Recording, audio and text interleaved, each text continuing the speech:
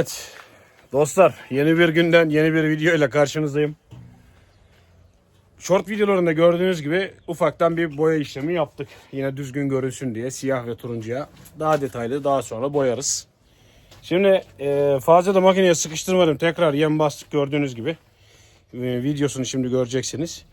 Şöyle bastığımız yem arkadaşlar bu şekilde.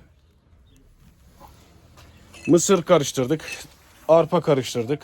Daha önce yapmış olduğumuz bir baya nemliydi. Yağmurun altında kalmış yine.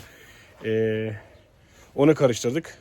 Onların nemiyle arpayı darıyı da karıştırıp güzel bir yem yaptık.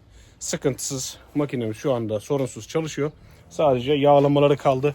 Şu görmüş olduğunuz alanları yağlayacağız. Buralarda gresörlük var.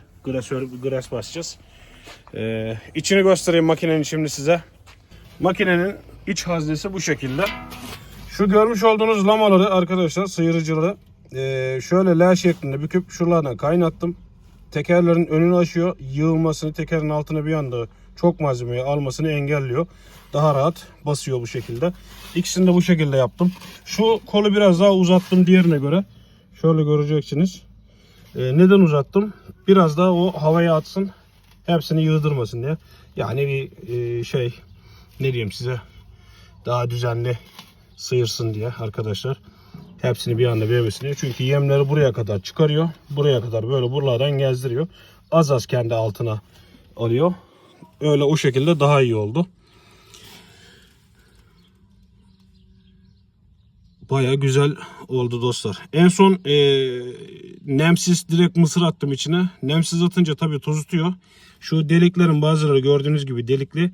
Öbürkü türlü nemli bir şekilde kaldığında bu delikler çıkarması bunları zor oluyor.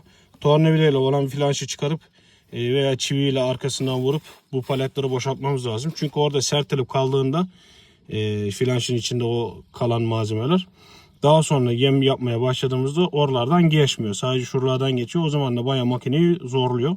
Bu deliklerin hepsi tamamı boş olması lazım ilk başladığımızda. Böyle de bir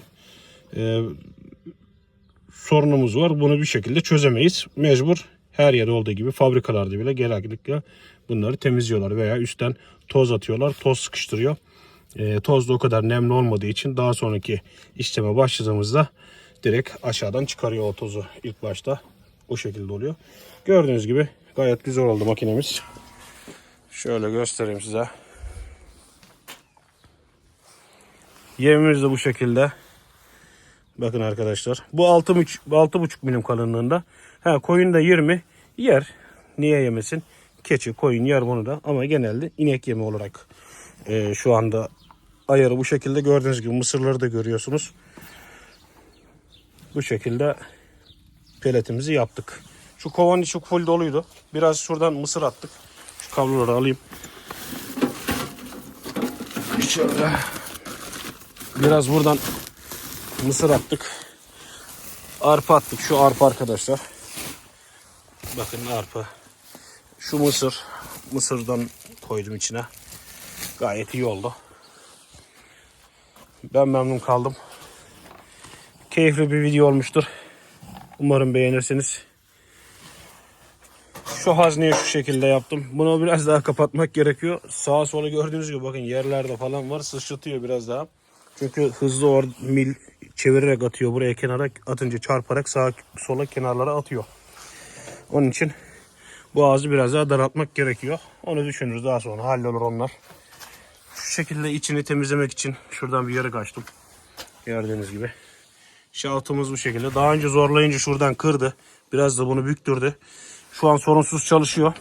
Onu düzeltiriz. Onlar sıkıntı değil. Bu şekilde videomuz oldu. Keyifli seyirler. Kanala abone olmayı, yorum yapmayı unutmayın dostlar.